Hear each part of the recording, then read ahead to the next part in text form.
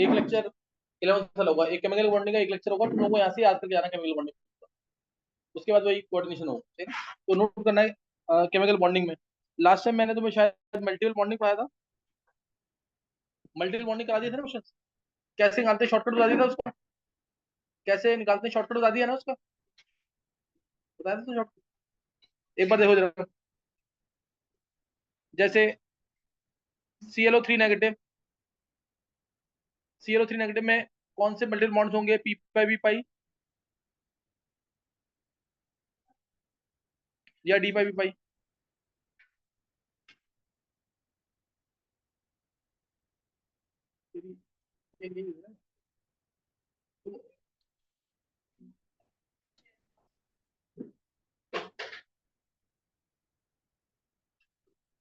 ClO3 negative है,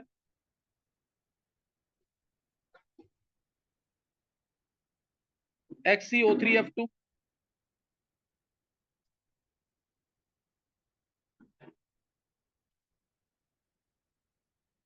IO6 5 negative. ये तीन निकाल दो बस। मल्टीपल बॉन्ड कौन कौन से होंगे, नहीं ना, मल्टीपल बॉन्ड्स कौन कौन से होंगे?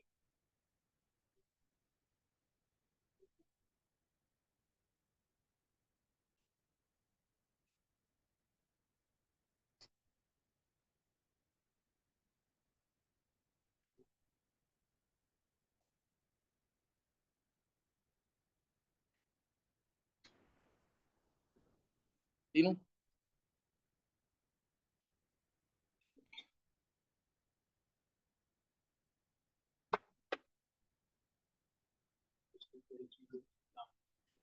उसके फिजिक्स में कुछ आ रहा है, फिजिक्स तेरी कैसे कैसे, मतलब फिजिक्स तो इतनी बेकार क्यों हो चुकी है, मैथ भी अच्छी। हाँ, मैथ में तो ज्यादा दिक्कत नहीं है, फिजिक्स को पीछे चल रही है फिजिक्स में, क्योंकि 30 नंबर पीछे है तो कुछ ज्यादा है, 10 से कम पीछे है तो फिर भी कवर हो सकते हैं, तो चल एक चांस की बात है। हाँ। अच्छा अच्छा, ग्रुप में है।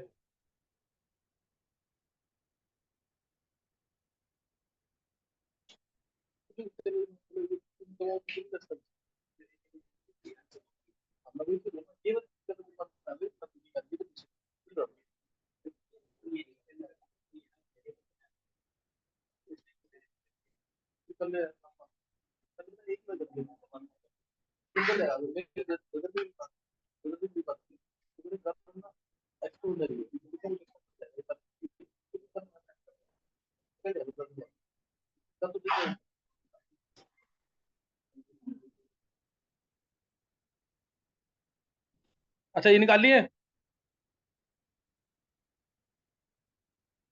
ClO3 नेगेटिव कौन सा आएगा, बोला आयुष। देखो ClO3 नेगेटिव में क्या दिखाएंगे, पहले हाइब्रिडेशन निकालेंगे। हाइब्रिडेशन इसके अंदर sp3 है, sp3 हाइब्रिडेशन है, यानी पी पाई वी पाई तो हो ही नहीं सकता।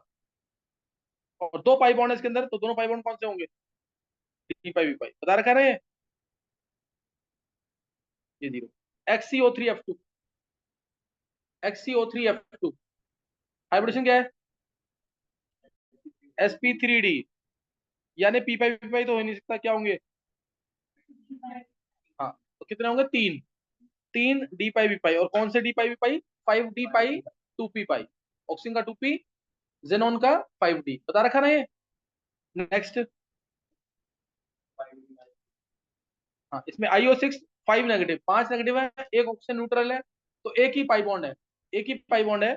और हाइब्रिडेशन इसकी कौन सी है, sp3d2, तो यानी डी पाई वी पाई होगा, और कौन सा 5d पाई 2p पाई, देखते ही आंसर पता लगना चाहिए इसमें, बस सिर्फ हाइब्रिडेशन निकाल लो बस। किसके सही है तीनों, तीनों सही है। एक आदित्य का, आयुष का, विधि, मुदित, सही है तीनों।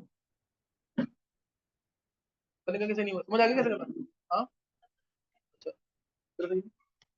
चार बच्चों को सही है पूरे, और ये लास्ट टाइम कराया, तुम लोग प्रैक्टिस नहीं करके आओगे तो कुछ भी सही नहीं होगा, ये लास्ट टाइम कराया था ना पूरा, शॉर्टकट बता दिया था इसका क्या है, प्रैक्टिस करके आओ उसको ढंग से फिर। नेक्स्ट नोट करना आगे। अब इसकी कुछ एप्लीकेशंस, इसके कुछ एप्लीकेशन जो पेपर में आए हुए हैं, ऑब्जेक्टिव में भी हैं और सब्जेक्टिव में भी, जैसे एग्जांपल दिया, CO2 इज गैस, उसी के नीचे सिलिकॉन है, इज सॉलिड। CO2, कार्बन के नीचे सिलिकॉन होता है। CO2 तो गैस है, और लेकिन SiO2 क्या है, सॉलिड है। क्यों? क्योंकि कार्बन जो है, और कार्बन और ऑक्सीजन दोनों का साइज छोटा, दोनों का साइज छोटा। ऑर्डर ऑफ मल्टीपल बॉन्डिंग याद है ना? सबसे स्ट्रॉन्ग बॉन्ड किसमें बनते हैं मल्टीपल बॉन्डिंग में? 2p पाई, 2p पाई, उसके बाद 2p पाई,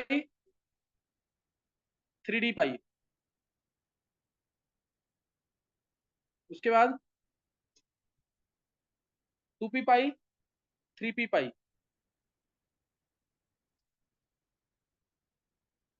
फिर आगे 3p पाई, 3p पाई तो एग्जिस्ट ही नहीं करते, है ना? उससे आगे 3p पाई, 3p पाई जो है ना, ये एग्जिस्ट, ये बॉन्ड बनता ही नहीं इधर से, बहुत ही वीक बॉन्ड बनेगा नहीं, ये नहीं बनेगा, सही है। इसी को यूज करते हुए करेंगे क्वेश्चन, जो पहले तीन दिए मैंने, इसी को यूज करते हुए क्वेश्चन है।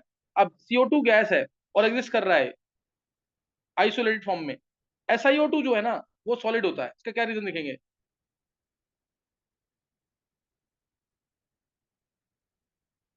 क्या आंसर आएगा?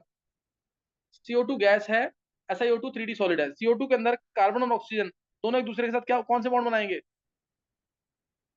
p pi,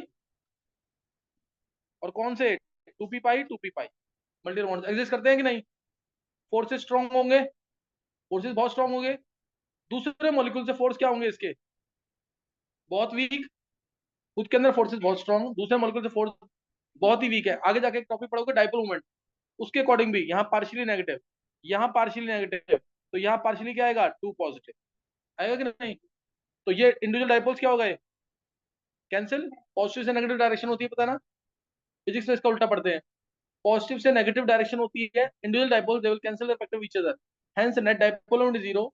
net dipole moment is zero, it is non polar, तो इसलिए दूसरे मॉलिक्यूल से फोर्स क्या होगा, बहुत ही वीक, बहुत वीक वंडल फोर्सेस, इसलिए CO2 क्या है, गैस है।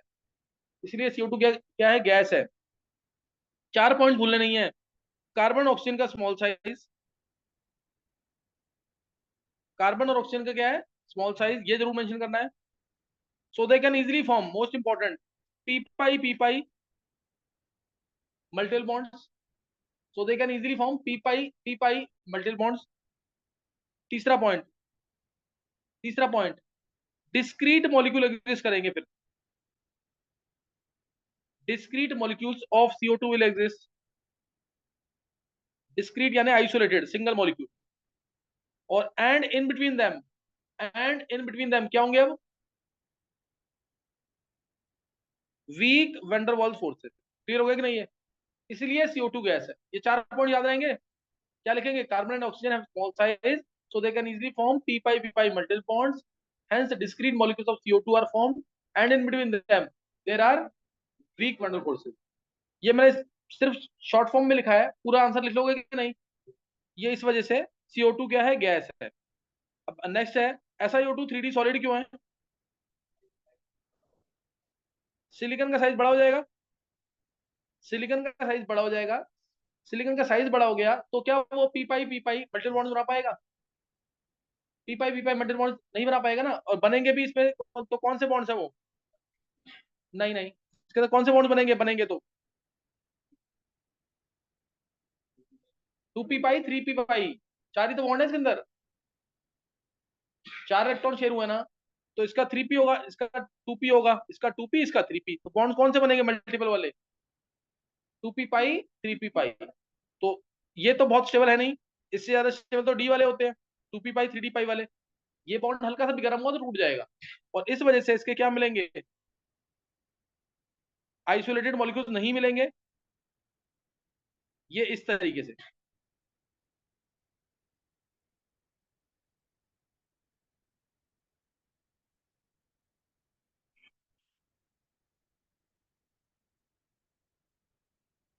ये पूरी शीट बनेगी इस तरह से, और ये एक्सपैंड करेगा पूरा इस तरह से ऊपर भी। ये बना लोगे ना स्ट्रक्चर इसका, एक हिंट दे दिया मैंने, ये पूरा ऐसे नीचे भी होगा, ये पूरा एग्जिस्ट करेगा। This is SiO2, SiO2 polymeric form, clear clear, this is SiO2 polymeric form. किस फॉर्म में है, पॉलीमेरिक फॉर्म में।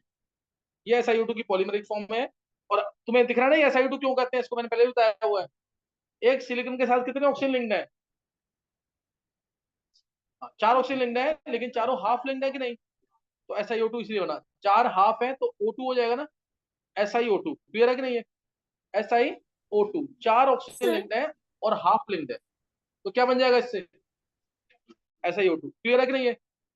तो इसलिए SiO2 3D सॉलिड है। SiO2 क्या है? 3D सॉलिड है। CO2 तो गैस है, CO2 क्या है? गैस। लेकिन SiO2 3D सॉलिड, सही ना? SiO2 क्या है? 3D solid. क्लियर होगा कि नहीं? इसलिए सैंड जो है वो कहाँ मिलती है? जमीन पे। जमीन पे होती है ना सैंड, तो SiO2 सैंड ही है, सिलिका। और लेकिन CO2 गैस कहाँ है? एटमॉस्फेयर। CO2 गैस कहाँ है? एटमॉस्फेयर। अगर SiO2 गैस होती तो क्या लाइफ पॉसिबल थी अर्थ पे? नहीं पॉसिबल, फिर तो पूरा टाइम धूल उड़ती रहती ना, सैंड होती पूरा टाइम इधर उधर। इसलिए तो लाइफ पॉसिबल नहीं है। इसलिए SiO2 गैस नहीं है, SiO2 क्या है? तो पेपर में लिखा ना कि SiO2 अगर गैस होती तो लाइफ पॉसिबल नहीं है, इसलिए एग्जिस्ट नहीं करती है। पेपर में क्या लिखना है पता है ना answer? Silicon cannot form P pi multiple bonds due to large size. Simple सा आंसर, मैंने डिटेल में एक्सप्लेन कर दिया है। पेपर में क्या क्या आना है? Silicon cannot form P pi multiple bonds due to its large size. तो ये याद रखना, ये पूरा क्वेश्चन डिटेल में क्लियर हो गया कि नहीं? नेक्स्ट क्वेश्चन सर बोलो। सर आपने बोला था कि बॉन्ड को हीट करते ब्रेक हो जाएगा, आपने किसके लिए बोला था? SiO2 भी, मतलब ये स्टेबल बॉन्ड नहीं है। Okay sir. अब ये अगला क्वेश्चन है, N2 is gas and diatomic.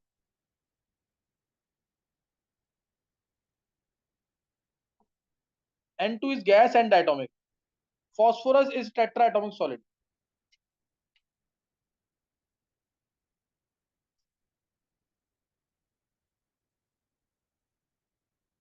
क्या ये आंसर समझ आ गया इसका?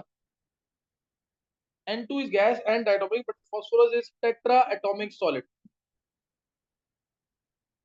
विधि एक बार आंसर बोलो तुम। N2 मत बोलना, नाइट्रोजन का, एटम का। हाँ,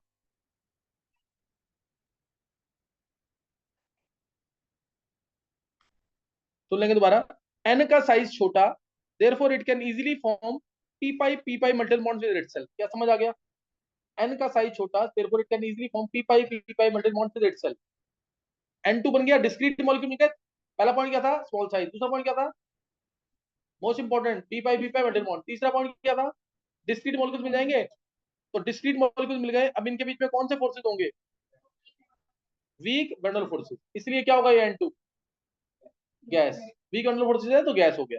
लेकिन फॉस्फोरस, अगर मान लो मैं P2 बनाता भी हूं, P ट्रिपल बॉन्ड P, अब कौन से फोर्सेस है इसके अंदर? कौन से बॉन्ड्स है? मल्टीपल बॉन्ड कौन से वाले हैं? 3p पाई है कि नहीं? Phosphorus 3p, 1s2 2s2 2p6 3s2 3p3। Phosphorus 3p और ये भी दूसरा भी 3p, तो 3p पाई क्या स्टेबल है बॉन्ड्स ये? नहीं याद? ये तो एग्जिस्ट ही नहीं करते ना बॉन्ड्स ये वाले, ये तो एग्जिस्ट ही नहीं करते। तो इसलिए ये P2 नहीं बनेगा। इसलिए फॉस्फोरस किस फॉर्म में एग्जिस्ट करता है?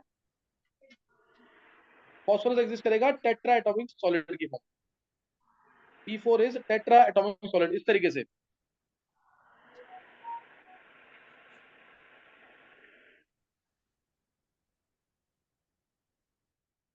ये तुम ऐसे सोच लो।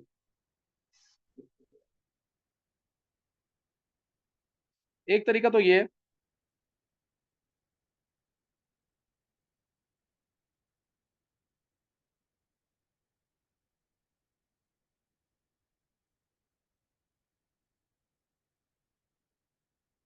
इसमें एंगल स्ट्रेन होता है, 60 डिग्री का एंगल है इसके अंदर। P4 के अंदर कितने डिग्री का एंगल है?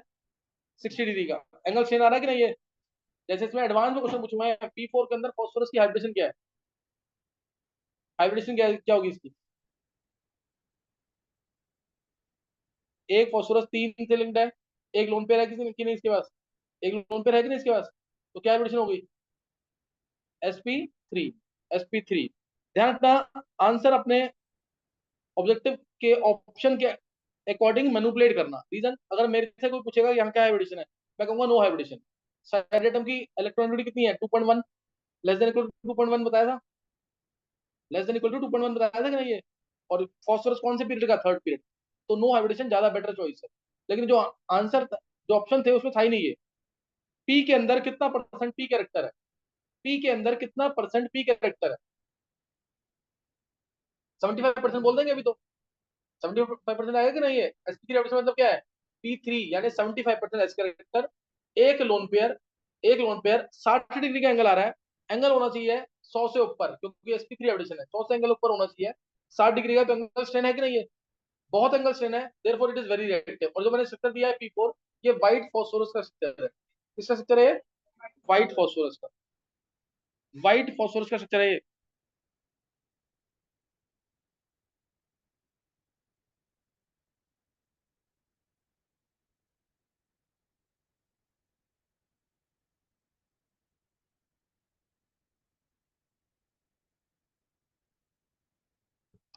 ये जो स्ट्रक्चर बनाया ना, ये भी अगर ध्यान, इसके ध्यान ध्यान रख लेना, जो अगला स्ट्रक्चर बनाया दिस और दिस, ये भी ध्यान रखना, बुक्स में ऐसे ही दे रखा है।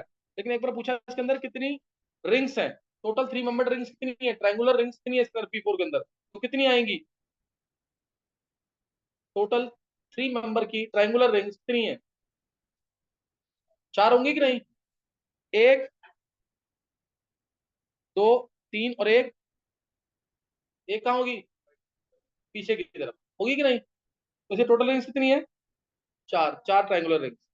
तो ये सिस्टम भी ध्यान रखना इसका p4 का। Clear, this is also p4। क्या व्हाइट फॉस्फोरस स्ट्रक्चर समझ आ गया? व्हाइट फॉस्फोरस, तो ये व्हाइट फॉस्फोरस का स्ट्रक्चर है। रेड फॉस्फोरस बनाना ना अगर तुम्हें, रेड फॉस्फोरस, ये डॉटेड वाले बॉन्ड को हटा दो और आगे पॉलीमेरिक फॉर्म में इसको जोड़ दो।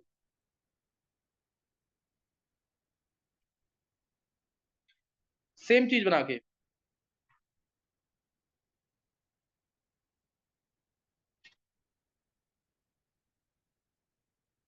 क्या समझ आ गया? नहीं क्लियर? ये कंटिन्यूड स्ट्रक्चर है आगे पूरा, आगे कंटिन्यूड है। ये कौन सा फॉस्फोरस है? Red phosphorus. ये है रेड फॉस्फोरस। व्हाइट फॉस्फोरस को ना, जब ये पॉलीमेरिक फॉर्म है कि नहीं, ये कौन सी फॉर्म है? Polymeric form. व्हाइट फॉस्फोरस को जब गर्म करते हैं 573 केल्विन पे, इनर्ट CO2 के अंदर, इनर्ट CO2 के अंदर, तो मिलता है रेड फॉस्फोरस।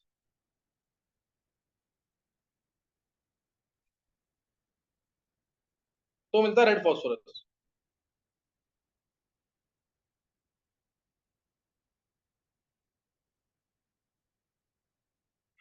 और रेड फॉस्फोरस को आगे फर्दर गर्म करते रहेंगे तो मिल जाएगा alpha black phosphorus, alpha black phosphorus. और अगर व्हाइट फॉस्फोरस को, अगर व्हाइट फॉस्फोरस को गर्म कर दें 473 केल्विन, 4000 से 12000 एटमॉस्फेयर, ये सारी प्रिपरेशन बहुत इंपॉर्टेंट है। 473 केल्विन और 4000 से 12000 एटमॉस्फेयर प्रेशर, यानी 200 डिग्री सेल्सियस, और 4000 से 12000 एटमॉस्फेयर प्रेशर पे गर्म कर दें तो मिल जाएगा ब्लैक फॉस्फोरस। ये भी पॉलीमेरिक फॉर्म होती है। Most stable least reactive, black phosphorus most stable least reactive, black phosphorus, then red phosphorus, then white phosphorus.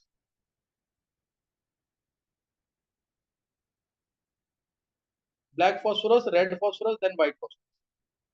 ये पी ब्लॉक का पार्ट है। विधि को ध्यान आ रहा होगा सारा, विधि पढ़ा हो ना सारी प्रिपरेशन, और सारे बहुत इंपॉर्टेंट है, जरूर करना है उसको।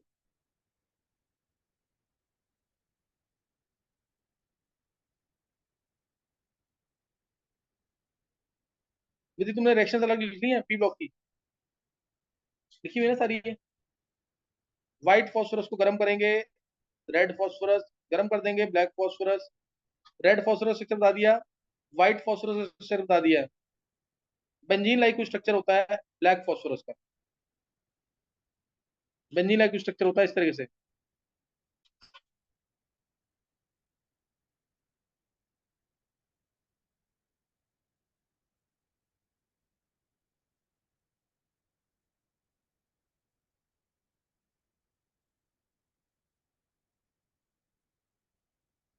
ये ऐसे, क्या समझ आ गया स्ट्रक्चर? 99 डिग्री का एंगल, 99 डिग्री का, 99 डिग्री का एंगल आता है। सबसे स्टेबल ये है, कंटिन्यूड है पूरा ये। ये कंटिन्यूड है पूरा।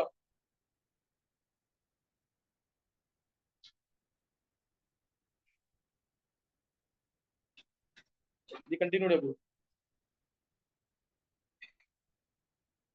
ये है ब्लैक फॉस्फोरस।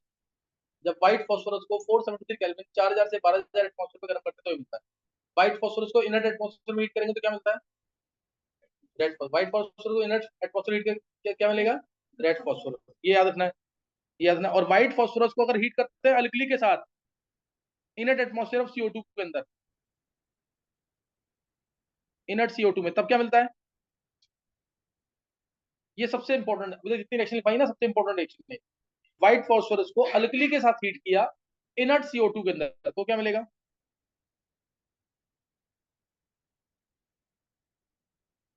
नहीं यार, PS3 gas plus NaH2PO2। Disproportionation reaction most important reaction है ये। बहुत बार पूछी है IIT ने, बहुत बार पूछी है। कौन सी रिएक्शन है? Preparation of phosphine gas, preparation of phosphine gas.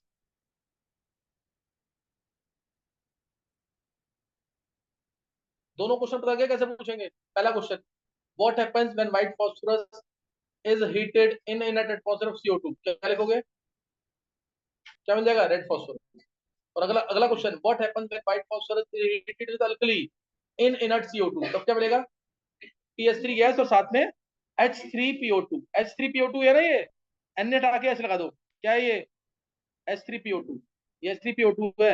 Actual में H3PO2 जो है इसको गर्म करते हैं, अगर अगर H3PO2 को गर्म करते हैं या H3PO3 को गर्म करते हैं, बीच वाली स्टेट है हमेशा डिस्प्रोपोर्शनेट करेगी। क्या मिलेगा? H3PO4 plus PS2। HNO2 है, इसको गर्म करते हैं, अगर बीच वाली स्टेट है HNO3 प्लस NO मिलेगा। ये दोनों रिएक्शन कौन सी है? डिस्प्रोपोर्शनेशन। और दोनों बहुत इंपॉर्टेंट, दोनों रिएक्शन है डिस्प्रोपोर्शनेशन और दोनों बहुत इंपॉर्टेंट। दोनों रिएक्शन क्या है? डिस्प्रोपोर्शनेशन और दोनों ही बहुत इंपॉर्टेंट।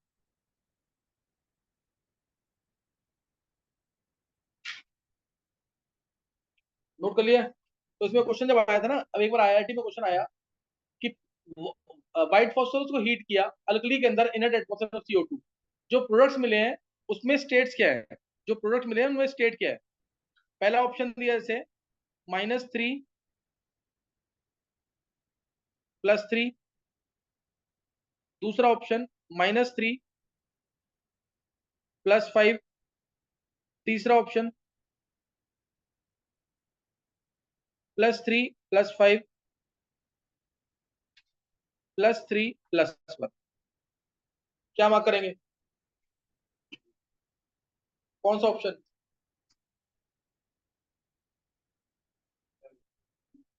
डी, प्रोडक्ट्स के अंदर। ये डिस्प्रोपोर्शनेशन रिएक्शन थी। इधर स्टेट क्या है? जीरो। इधर जीरो है, इधर क्या है? -3, इधर क्या है? +1। ये स्टेट्स हैं, 0 -3 +1। और IIT ने ऐसे पूछा था। डी आंसर है। डी तो बन ही नहीं सकता ना, +3 कहाँ पे? नहीं, रीजन दो। हाँ सही। देखो ये क्वेश्चन ना थोड़ा सा मैनिपुलेट करना है। NaH2PO2 मिला है ना, मैंने कहा ना ये H3PO2 ही है। अगर हल्का सा भी ज्यादा गर्म हो गया H3PO2 तो क्या दे देता है वो? तो क्या दे देता है? देखो सर, ये रहा H3PO2, क्या दे देगा? H3PO4 देगा कि नहीं? स्टेट क्या आ गई? +5। स्टेट क्या आ जाएगी? आ गई नहीं? इसके आंसर क्या आएगा? -3 और +5। देखो, ये आते हुए भी क्वेश्चन गलत होगा, इसलिए दोनों रिएक्शन ने एक साथ लिख दी। क्लियर होगा कि नहीं ये? आदित्य समझ आया ये? -3 और होना चाहिए था +1, -3 +1 होना चाहिए था, लेकिन -3 +1 नहीं है। आंसर क्या है? -3। सही ना? अब नेक्स्ट क्वेश्चन लिखेंगे एक बार, ये ट्राई करेंगे। O2 is gas and diatomic, sulphur is octa atomic solid.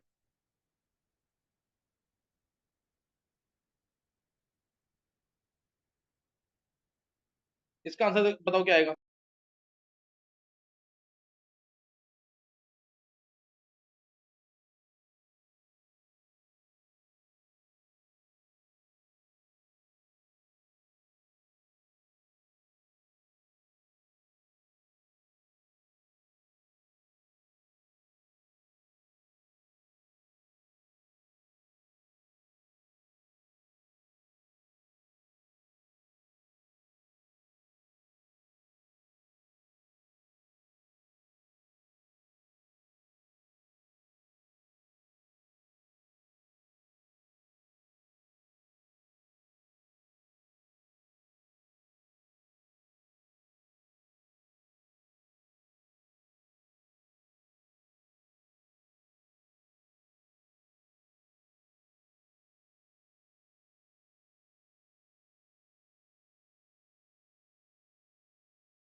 इसका आंसर कौन बोलेगा?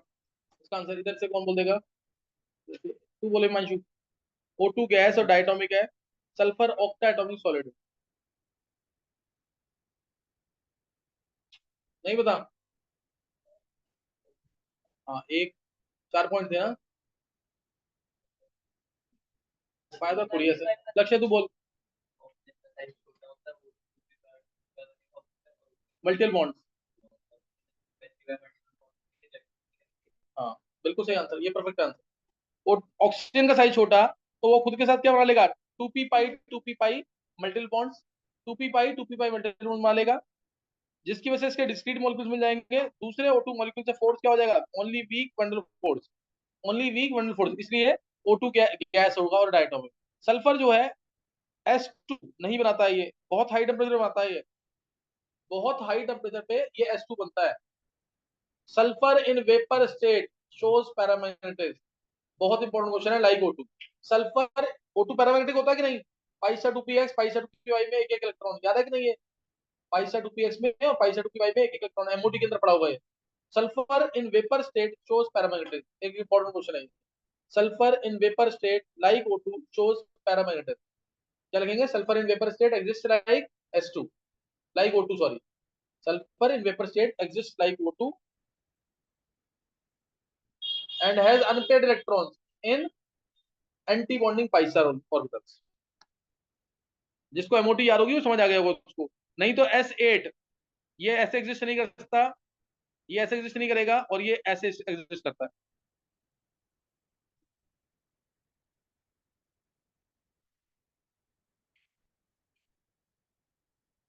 ये क्राउन शेप आती है इसकी, जिसको पकड़ रिंग स्ट्रक्चर भी कहते हैं। This is S8 molecule, S8 molecule ये है। Clear? This is S8 molecule, crown shape है ये, क्राउन शेप पकड़ रिंग स्ट्रक्चर। लिख लिया है? क्राउन शेप पकड़ रिंग स्ट्रक्चर, ये याद रखना इसके अंदर। और अगर तुम्हें बनाना है रोम्बिक सल्फर, तो वो ऐसे होता है। दो तरह सल्फर, बहुत सारे टाइप्स के हैं, एलोट्रोप्स है इसके। अगर रोम्बिक सल्फर है तो ऐसे एग्जिस्ट करेगा, सेम लाइन में चलते रहेंगे मॉलिक्यूल। और अगर तुम्हें बनाना है मोनोक्लिनिक सल्फर, अगर तुम्हें मोनोक्लिनिक बनाना है तो ऐसे, एक बार W तो एक बार।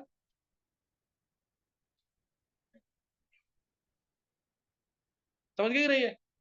पहला वाला क्या है? Rhombic sulphur. दूसरा क्या है? Monoclinic sulphur.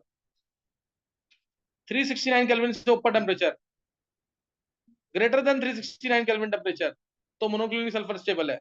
Less than 369 kelvin पे रोम्बिक सल्फर स्टेबल है। लेस देन 369 केल्विन तो रोम्बिक सल्फर, नहीं तो मोनोक्लिनिक सल्फर। इसका मतलब रूम टेम्परेचर पे कौन सा जो सल्फर है सबसे ज्यादा स्टेबल मानोगे? इसे कौन सा सल्फर होगा स्टेबल ज्यादा? बोलो। रोम्बिक सल्फर 369 से बिलो, यानी रूम टेम्परेचर आ गया कि नहीं? रूम टेम्परेचर पे कौन सा स्टेबल हुआ? Rhombic sulphur. इसे rhombic sulphur most stable form. समझ गए कि नहीं? ये याद रखना, थोड़ी सी बात बताई है, डिटेल लेने सबकी। नेक्स्ट, एक क्वेश्चन और, ये भी इंपॉर्टेंट क्वेश्चन है। Oxides of nitrogen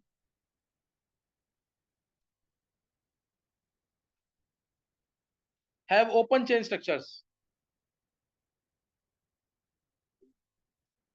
while those of phosphorus have cage-like structures. Oxides of nitrogen have open chain structures. Oxides of nitrogen have open chain structures, while those of phosphorus have cage-like structures. While those of phosphorus have cage-like structures. Oxides of nitrogen have open chain structures, while those of phosphorus have cage-like structures. लिख लिया है?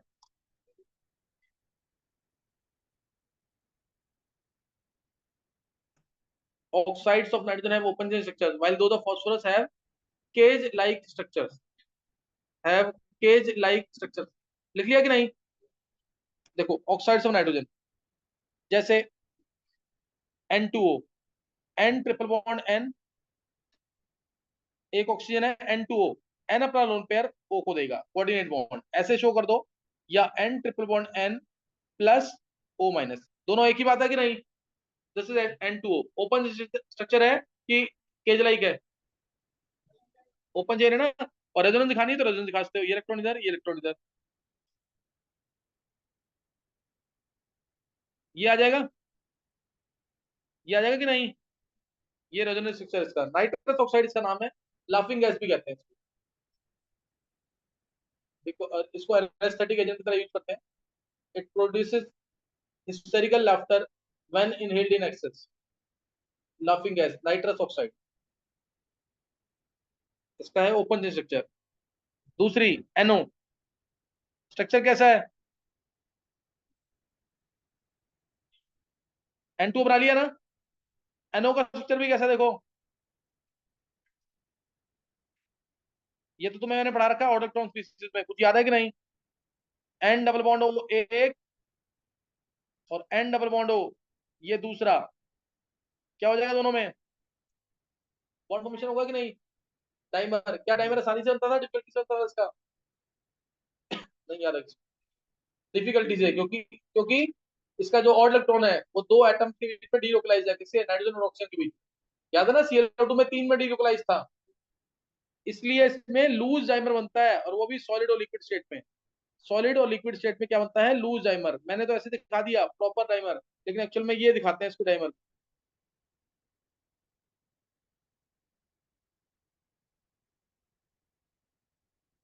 समझ गए कि नहीं? तो इसमें question आता है, NO is paramagnetic in solid state, liquid state, gaseous state, या any of the state?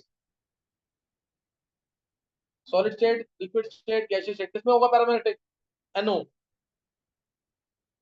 Solid और लिक्विड में डायमर बनाया ना इससे, तो डायमर में बनाया तो और इलेक्ट्रॉन खत्म, तो क्या रहा पैरामैग्नेटिक?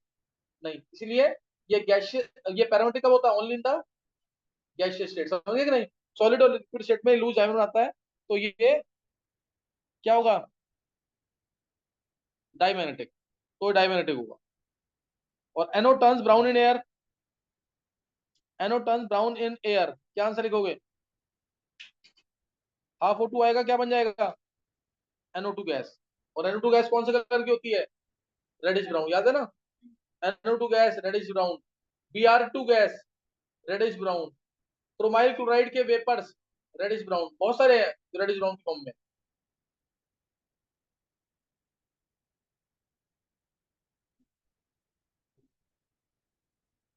रीजन कर लेंगे एक बार।